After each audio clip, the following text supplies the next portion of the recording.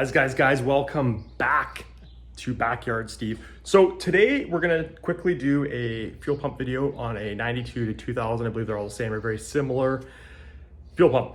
92 to 95 Civic EG are all the same, but they might change a little bit after with the pressure connector. I'll get into that. Anyway, let's jump right into it. This does not have to be a scary job. You do not need a lot. You need a 17 mil socket, Phillips or flathead screwdriver. You need a 10 mil socket.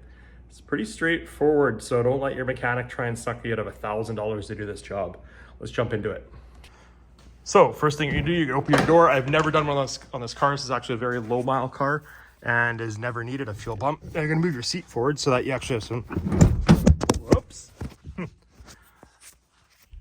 room to work with. You're not gonna drop your phone when you do it. And you're gonna fold yourself in half. You're gonna get in here, you're gonna grab the back of the seat like this, and you're gonna lift, and you're gonna lift, and you're gonna pull the seat all the way forward.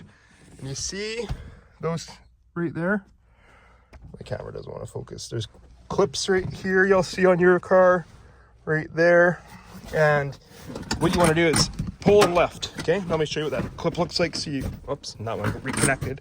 Okay, that's what they look like right there. See? So that's how they sit in the car when it's in the car. So you fold it up, over, and lift out just like that. No problem.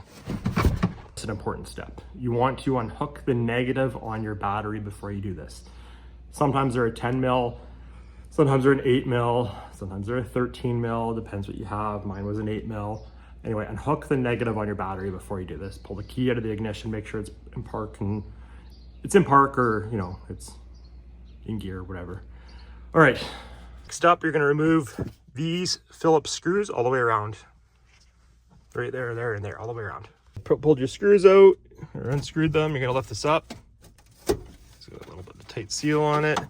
You're gonna take that nickel you found and subtract that from the price of your fuel pump, because now you're up. Okay, now you're going to remove this 17 mil bolt. Just be careful, hold a rag over it when you do it. I can't do this with two hands. So hold a rag over it so that when it sprays fuel, it doesn't get you in the face. There's also a connector if you pull up on this tab right here. There we go. There's this connector here. This is your power connector. So you're just going to squeeze that tab right there and pull it out just like that. See? Squeeze that tab right there and pull it out. Unscrew the 17 mil. Be careful. There's going to be a brass washer right here that your fuel pump will come with a new one, and a brass washer into here. Just make sure they don't fall into the tank. And then you're going to squeeze this together and undo the return line just like that. Okay, you got your banjo bolt out. These are the brass bushings I was talking about, brass seals.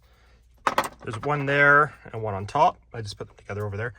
You got your connector undone, and you took your clamp off. And now we're going to undo all these 10 mil bolts all the way around here. Okay, now when you lift this out, the fuel pump's kind of on an angle, and you'll see what I mean when you start lifting yours. But yeah,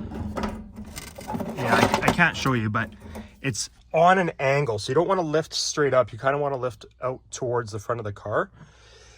So there's that. Make sure no dirt, debris falls in there. You know, it doesn't hurt to blow some air on here. I didn't, because not everybody has an air compressor, but it doesn't hurt to blow some dirt on here. And you're just going to want to lift this out very gently. Move it around. As you get it a little higher, you'll be able to see what's catching where and what's hanging up. Okay, so it's out. So to show you what I mean, see now when the pump is sitting flat like it was in the tank, see the angle it's on? I don't know what that'd be, like a 60-degree angle. So that's why it's very careful. If you start pulling this straight up, you're gonna break some shit. Don't do that. So it comes out on an angle just like that. That's your fuel pump. Let's put the new one in. Okay, so before anybody says anything, my fuel pump is used. I mean, you can get a used one. The reason mine's used is I have a parts car, and I just pulled it off the parts car because I don't want to go buy a $200 fuel pump. $200 Canadian. If you check rockauto.com, I'll put a link in the description. It'd be substantially less. Excuse me, especially if you're American. Americans get better shipping rates than Canadians. So yeah, mine's a used fuel pump. So let's get into it. Okay, so pump is in the tank. We're gonna do everything in reverse. We're gonna put all our 10 mils back on here. I don't know the torque spec, just use, you know, your head, just make sure it's not loose, not too tight. Just tighten them down. You can probably look up online the torque specs, but I'll just tighten them by feel. Then we're going to put our return line on. We're going to put our banjo bolts on and our connector. Now keep in mind with the banjo bolt, these are your seals or your bushings. So you're going to put one down, then you're going to put this on top like that. Then you're going to put one on top and the bolts will go through. So on the bottom, you'll have bushing, fitting, bushing, bolt through the middle. And then we'll put our connector on over there. Okay, so everything's back together. Before you put this on, I would encourage you to hook the battery back up, prime it. So you turn the key on, don't start it, turn it off, turn it on, turn it off. Do that about 3 times and come and make sure you have no leaks. Because if you put this back together, you start smelling gas, you have a leak. So don't do that. So again, as I repeat myself, because I can't, you just do this. Hook your battery back up and turn your key on a few times. Let's check this out here. I just put the key in the ignition, hooked up the battery. You're just going to turn it to the on position. Not there.